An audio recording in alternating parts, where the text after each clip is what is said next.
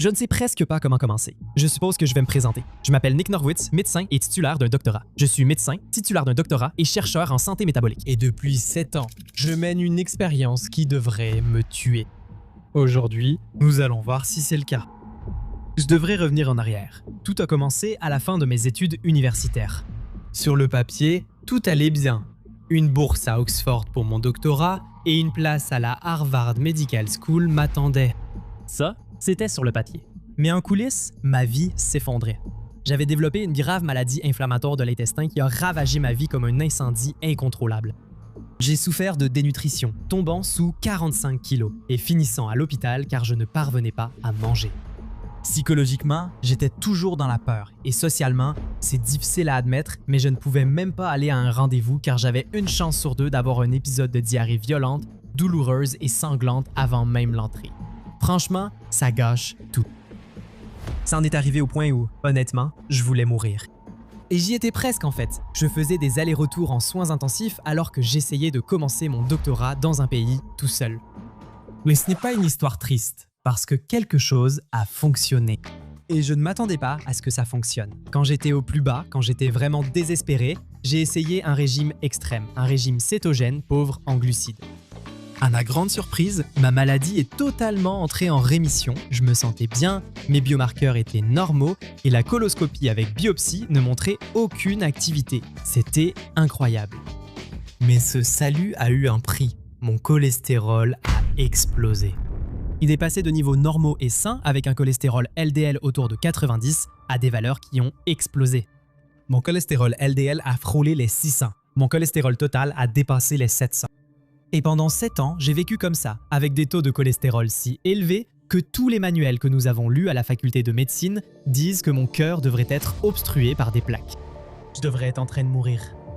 Et j'ai accepté ces risques parce que la chose qui fait monter mon cholestérol aussi haut est aussi celle qui me sauve la vie.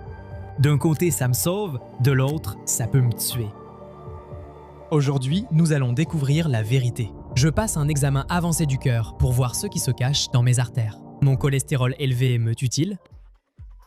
Y a-t-il autre chose dans cette histoire? Ça ne fait pas que bousculer le dogme du cholestérol, ça le détruit. Qu'est-ce que cela signifie pour moi en tant que patient? Le contexte, c'est tout. C'est l'hypothèse, non? C'est la beauté de la science. C'était moi, probablement toi aussi. On ne peut pas truquer ça. D'accord, je suis vraiment nerveux. Moment de vérité, allons-y pour ce scan. Il est 5h04 du matin le jour du scan. Mon scan est à 8h30. En fait, je suis réveillé depuis 2 heures. Je suis anxieux, mais aussi vraiment excité. Je veux juste obtenir les données. Grande journée à venir, j'espère que ça va vite s'améliorer. Je suis un peu en retard. Tout le parking était plein. J'ai cherché une place pendant 20 minutes. Il fait 4 degrés à Boston et il y a une grosse chute de neige. Donc, beaucoup de places de parking sont occupées par la neige. D'accord. J'arrive, Je dois d'abord aller aux toilettes car le produit de contraste donne l'impression de faire pipi et je veux m'assurer que ce n'est pas le cas. Tu ne verras pas la suite. Tu seras d'accord. Assure-toi que les patchs sont bien en place. L'entraînement pourrait ensuite être plus compliqué. Quelques instants plus tard.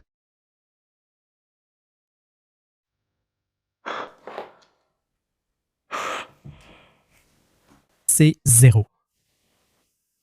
C'est un 0.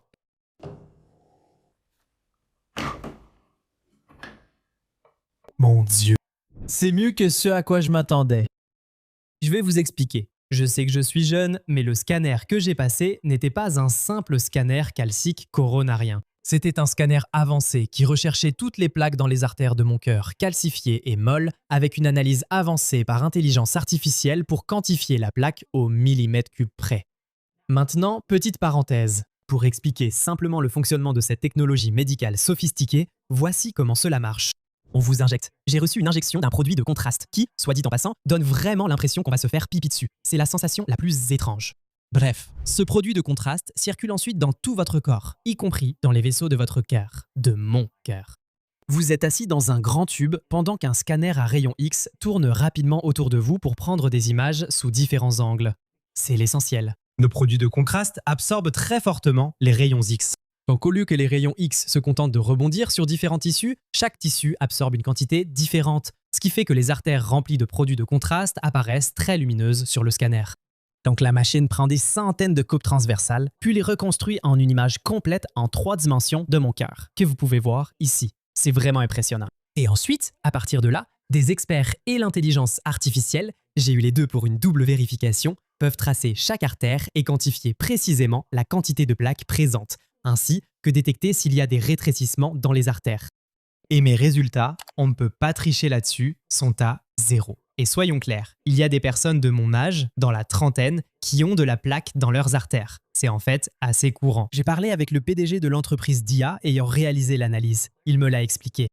Des discussions actuelles sur les réseaux sociaux impliquent des influenceurs trentenaires qui débattent de l'origine de leurs 61,3 mm3 de plaques, malgré des décennies d'adhésion rigoureuse à des régimes anti-cholestérol. Et en plus, avec des taux de cholestérol comme les miens, les manuels médicaux que nous lisons disent que les enfants devraient avoir de véritables crises cardiaques vers leur 10e anniversaire. Non seulement un peu de plaques visibles sur un scanner sophistiqué, mais suffisamment pour causer des crises cardiaques. Le fait que je n'ai objectivement aucune plaque mesurable dans mes artères, ça ne fait pas qu'ébranler le dogme du cholestérol. Ça le détruit complètement. Et c'est probablement le bon moment pour mentionner que nous avons aussi publié une étude de cas évaluée par des pairs sur ce cas précis. Nous avons payé les frais d'accès libre parce que vous le méritez. Les liens sont ci-dessous pour que vous puissiez y jeter un œil. Mettez-vous maintenant à ma place, celle du patient. Si un LDL élevé est toujours aussi dangereux et qu'après presque une décennie avec des taux de LDL stratosphériques, je n'ai absolument aucune plaque dans mes artères, qu'est-ce que cela signifie pour moi, comme patient et comme personne? Et suis-je seul? Que se passe-t-il ici? Que peut-on apprendre? Je vais répondre à ces questions, mais d'abord, commençons par une quête annexe liée à une vérité fondamentale en biologie, souvent sous-estimée, mais toujours vraie. En biologie et en médecine, le contexte est primordial. Le contexte est primordial. Ce que je veux dire par là, c'est qu'un marqueur, que ce soit le cholestérol ou quelque chose d'aussi banal que la taille, ce qui, je l'admets, n'est pas mon point fort, existe dans un contexte individuel particulier. Prenons la taille comme exemple. Pensez à Shaquille O'Neal. Il mesure 2,16 m. Dans son cas, c'était simplement une question de génétique chanceuse. Et le résultat, c'est qu'il est devenu célèbre avec beaucoup d'argent et une excellente carrière en NBA. Mais quelqu'un d'autre peut avoir la même taille, les mêmes 2,16 m, mais pour une raison très différente. Peut-être qu'ils ont une tumeur au cerveau qui sécrète de l'hormone de croissance. Si non traitée, elle peut tuer. Même taille, 2,16 m, mais des destins opposés, la NBA ou la mort. Et c'est la même chose pour le cholestérol. Il y a de nombreuses raisons différentes pour lesquelles le cholestérol peut être aussi élevé. Parfois, c'est une question de génétique défaillante, comme chez ces enfants atteints d'hypercholestérolémie familiale. Parfois, c'est une mauvaise santé métabolique, l'obésité, la résistance à l'insuline.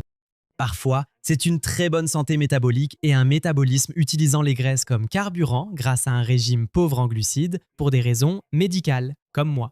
On appelle cela le modèle énergétique des lipides. Je ne vais pas en détailler ici pour ne pas vous ennuyer. Si cela vous intéresse, consultez notre article en libre accès sur PubMed. Et si vous voulez vraiment approfondir les subtilités avec moi sur la santé cardiaque, rendez-vous dans Heart Health Archive, dont le lien se trouve ci-dessous sur staycuriousmetabolism.com. C'est notre newsletter scientifique la plus vendue, avec des centaines d'heures de contenu qui augmentent chaque jour. Mais revenons à mon cas et à mon cholestérol. En résumé, mon taux de cholestérol élevé est causé par la réponse adaptative de mon corps aux circonstances nutritionnelles et métaboliques dans lesquelles je l'ai placé pour mes propres besoins médicaux. Si vous voulez une preuve étrange que c'est bien mon métabolisme des graisses qui augmente mon cholestérol, en théorie, tout ce que j'aurai à faire, c'est d'ajouter des glucides dans mon organisme parce qu'à ce moment-là, je brûle plus de glucides et moins de graisse. Et la cause de mon cholestérol élevé devrait disparaître et mon cholestérol devrait baisser. C'est bien l'hypothèse, non? Petit spoiler, j'ai en fait fait ça avec des biscuits Oreo.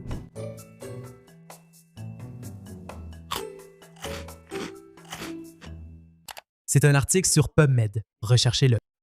Et aussi, les biscuits ont même surpassé une thérapie par statine à forte dose dans un essai croisé.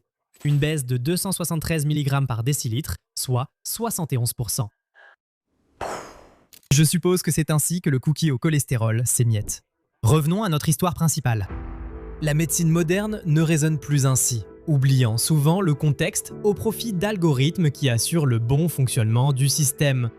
Et même si chaque médecin souhaite sincèrement le meilleur pour chacun de ses patients, et c'est vrai, la médecine moderne traite des populations, pas des individus. Et je sais ce que ça fait d'être ce patient qui se sent incompris dans le cabinet du médecin. Ce sentiment est partagé quel que soit le genre, la race ou le niveau d'éducation. Quand j'ai eu un cholestérol très élevé, je savais que ce n'était pas comme on me l'avait appris. C'était différent. J'étais différent. Et cela a éveillé en moi une curiosité qui a recouvert la peur comme l'eau recouvre un rocher, cette peur qui était vraiment présente. Et cela m'a donné le courage de parier sur ce qui pourrait arriver. Et je sais que c'est audacieux pour un jeune de 20 et quelques années, à l'époque, j'avais quoi, 23 ans, de parier contre des décennies de cardiologie bâties par des médecins et des scientifiques bien plus expérimentés que moi. Mais c'est ça la beauté de la science. Ce sont les données qui jugent les idées, pas les titres de ceux qui les soutiennent. Dans ce cas, ce sont les données qui ont montré, ou non, ce qui apparaissait dans mon cœur après avoir eu un taux de cholestérol supérieur à 700 pendant 7 ans. Et j'avais une idée, j'avais une hypothèse et j'avais besoin de voir ce qui allait se passer. Et voilà, j'avais raison. Maintenant, voici ce qu'il faut savoir sur le cholestérol et c'est là que je vais un peu monter sur mes grands chevaux. Cette variable occupe toute la place, non pour son importance biologique, mais à cause de l'histoire, des outils pour la cibler et d'un modèle économique qui l'entoure. Ce n'est pas pour propager une théorie du complot, ni pour dire que le LDL n'est pas important. Quand la médecine se focalise uniquement sur des variables individuelles et oublie le contexte, les gens peuvent réellement en souffrir. Maintenant, laissez-moi m'arrêter un instant et souligner un point vraiment important, parce que c'est ici que je pourrais vraiment m'attirer des ennuis. Certains diront que remettre en cause l'idée que le LDL élevé est toujours dangereux risque d'être mal interprété et de mettre des gens en danger. Je comprends en fait cette préoccupation, mais je pense aussi que cela manque de respect à votre intelligence. Nous cherchons ici à respecter la personne dans son ensemble, le contexte, le patient présent. C'était moi, sûrement vous aussi. Ce sont des questions complexes. Elles ne sont pas censées être faciles, mais vous méritez d'avoir votre place à la table. Ne soyez pas rebelle par principe, mais reconnaissez votre singularité. Je le suis, vous aussi, nous tous. Et vous n'avez pas seulement le droit, mais aussi la responsabilité de défendre vos intérêts, de poser des questions, même quand cela vous met mal à l'aise. Surtout quand cela vous met mal à l'aise. Votre problème n'est peut-être pas le cholestérol, mais autre chose. Ne vous laissez donc pas traiter comme la moyenne de la population, car presque aucun d'entre nous ne l'est. Cela me ramène à ma question précédente. Suis-je seul? La réponse est un non catégorique. Et si vous voulez des preuves de cela, je vais vous orienter ailleurs, car nous venons justement de réaliser tout un film sur des personnes comme moi qui ne correspondent pas aux moyennes de la population que la médecine comprend mal et traite souvent mal. C'est incroyable, une vision complètement différente du cholestérol. Je pense que beaucoup de choses ne sont peut-être pas ce qu'on nous dit. Des questions commencent à émerger. Je dois savoir si c'est un souci. Il n'y a pas d'argent sans industrie et il n'y a pas d'industrie pour un régime cétogène. C'est sur Amazon. Va jeter un coup d'œil. D'accord, j'ai fait une pause dans l'enregistrement de cette vidéo parce que j'avais besoin de changer d'état d'esprit. Car maintenant, je veux être vraiment vulnérable avec toi. Ce n'était pas une expérience scientifique ordinaire, mais c'était littéralement un pari où ma vie était en jeu. Et heureusement, j'ai gagné. J'en suis content. Mais il y a aussi un autre pari dont je dois vous parler. Un pari qui, à certains égards, a été encore plus difficile à faire pour moi. Vous voyez, j'ai passé toute ma vie à me former pour devenir médecin et scientifique. J'ai grandi dans une famille où mes deux parents étaient titulaires d'un doctorat en médecine et d'un doctorat en sciences. L'un est boursier Marshall, l'autre est boursier Rhodes. Vous pouvez imaginer à quoi ressemblaient nos conversations à table. Et depuis mon plus jeune âge, j'ai travaillé pour atteindre cet objectif. Aller dans une université de l'Ivy League, sortir major de promotion, faire des études de médecine, puis un doctorat pour devenir médecin-chercheur. Quand tout ce travail acharné, tout ce qu'on me disait de faire et dont ils étaient fiers allait enfin aboutir. J'y ai renoncé. J'ai décidé de ne pas postuler à un internat de médecine ni de devenir clinicien. J'ai complètement quitté le chemin. Pourquoi? Mon expérience m'a montré que le système, bien qu'ayant des atouts, ne résout pas les problèmes à la racine pour beaucoup. Il n'a pas été conçu pour poser et répondre aux questions qui auraient pu me sauver la vie. Je n'ai pas vraiment quitté la médecine. Je pense que la médecine évolue et qu'elle doit évoluer pour répondre aux besoins actuels. Je pense qu'elle a besoin de gens prêts à penser différemment et à assumer d'autres rôles. L'un de ces rôles est celui de communicateur. Je veux vous apporter les outils et la perspective que j'aurais aimé avoir, car il n'est pas nécessaire d'avoir un diplôme de l'Ivy League pour comprendre votre corps. Ce pouvoir est ancré dans votre autonomie et votre curiosité. Cette curiosité humaine est inscrite dans votre ADN. C'est un super pouvoir. Et c'est pourquoi je suis ici, non pas pour vous donner une formule secrète, mais pour vous aider à révéler cet esprit de curiosité qui est peut-être le remède le plus puissant qui existe. C'est pourquoi ce sujet me passionne et que je continue à être là. Il s'avère que mon expérience ne me tue pas, je serai donc là pour rester curieux avec vous plus longtemps. Restez curieux et en bonne santé. Merci pour le million d'abonnés, j'ai une surprise pour vous. Grâce à votre incroyable soutien, j'ai pu acheter un espace pour créer un vrai studio. Fini les enregistrements dans la chambre, nous allons concevoir quelque chose d'épique et passer à un niveau supérieur. Restez curieux.